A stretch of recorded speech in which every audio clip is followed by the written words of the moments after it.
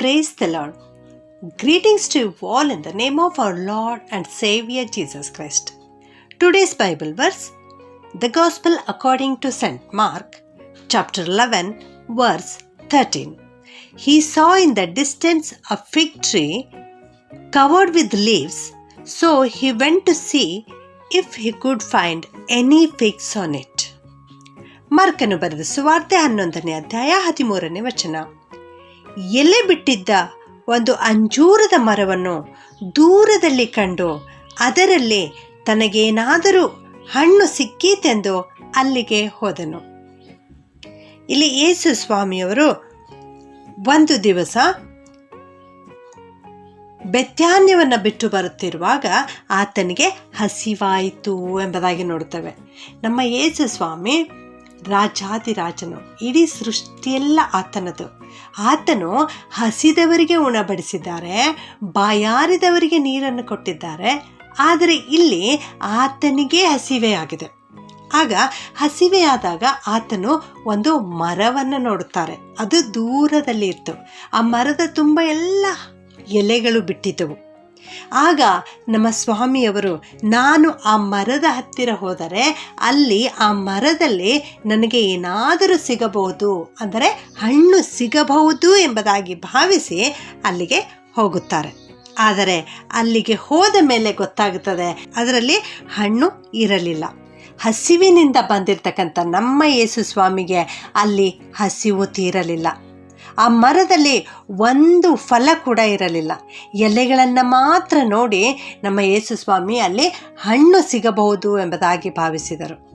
ಒಂದು ಮರಕ್ಕೆ ಎಲೆ ಅವಶ್ಯಕವಾದದ್ದೇ, ಎಲೆಗಳು ಬೇಕೆ. ಆದರೆ ಎಲೆಗಳು ಮಾತ್ರ ಇದ್ದರೆ ಸಾಲದು, ಆ ಮರಕ್ಕೆ ಫಲ ಕೂಡ ಅವಶ್ಯವಾಗಿ ಬೇಕು. ಇಲ್ಲಿ ನಮ್ಮ ಯೇಸು ಸ್ವಾಮಿಯವರು ಇದನ್ನೇ ಬಯಸ್ತಾ ಇದ್ದಾರೆ. ಆ ಮರಕ್ಕೆ ಫಲಗಳನ್ನು ಬಯಸ್ತಾ ಇದ್ದಾರೆ. ಫಲ ಇದ್ದರೆ ಹಸಿವು ನೀಗುವುದು ಎಂಬುದಾಗಿ ಬಯಸುತ್ತಾ ಇದ್ದಾರೆ. ಹೌದು, ನಮ್ಮ ಕ್ರೈಸ್ತರ ಜೀವಿತವೂ ಕೂಡ 5 ರೀತಿಯಲ್ಲಿ ನಾವು ವಿಂಗಡಣೆ ಮಾಡಬಹುದು. ಒಂದು, ಫಲಗಳಿಲ್ಲದೆ ಎಲೆಗಳು ಮಾತ್ರ ಇರುವಂತಹ ಮರವಾಗಿರ್ತಕ್ಕಂಥ ಕ್ರೈಸ್ತರು.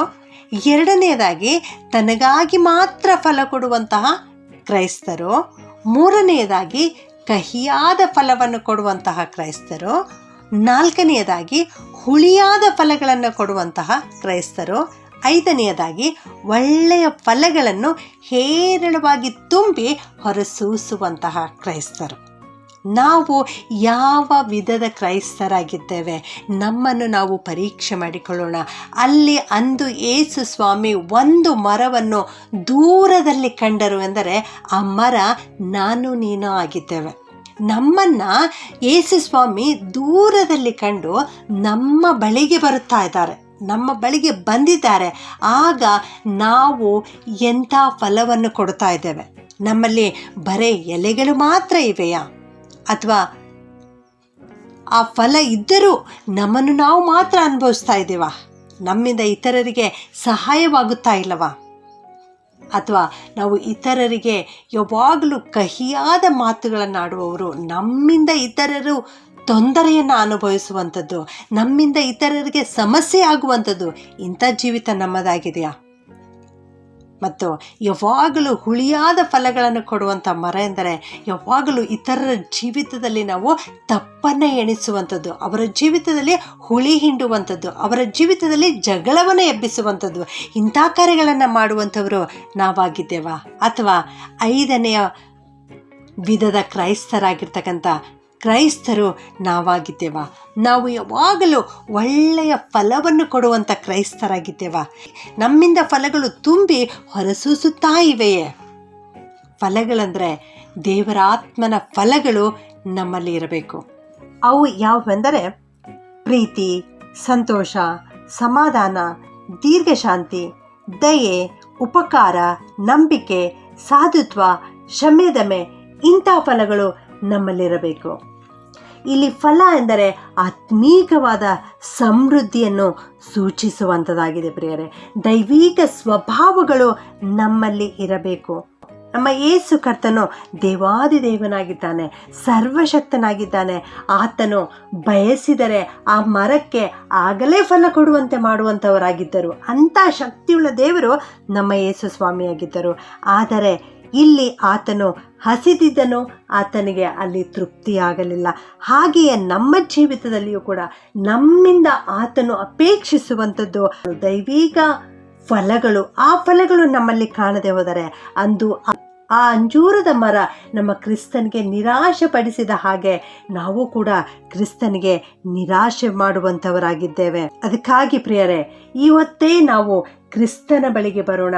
ಪವಿತ್ರಾತ್ಮನ 9 ಫಲಗಳನ್ನು ನಮ್ಮಲ್ಲಿ ಧರಿಸಿಕೊಳ್ಳೋಣ.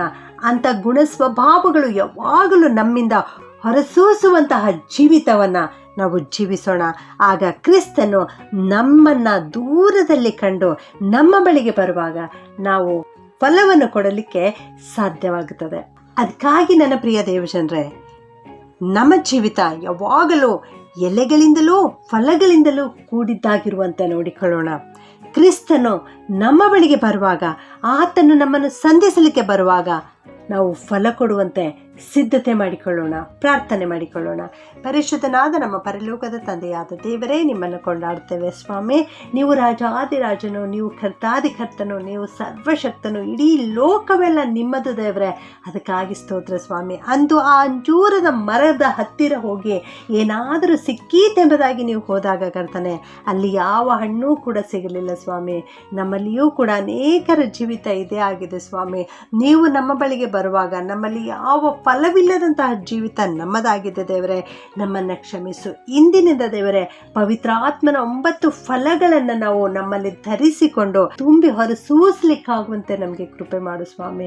ನಿನ್ನ 2ನೇ ಬರುವಿಕೆಯಲ್ಲಿ ನೀವು ನಮ್ಮನ್ನು ಸಂಧಿಸುವಾಗ ದೇವರೇ, ನಮ್ಮ ಜೀವಿತ ಫಲಭರಿತವಾದ ಜೀವಿತವಾಗಲಿಕ್ಕಾಗುವಂತೆ ಸಹಾಯ ಮಾಡು. ನಮ್ಮಿಂದ ಇತರರಿಗೆ ಆಶೀರ್ವಾದ ದೊರೆಯುವಂತೆ ಸಹಾಯ ಮಾಡು. ಈ ಪ್ರಾರ್ಥನೆಯನ್ನು ಯೇಸುವಿನ ನಾಮದಲ್ಲಿ ಪ್ರಾರ್ಥಿಸಿ ಬೇಡುತ್ತೇನೆ ತಂದೆಯೇ. ಆಮೆನ್.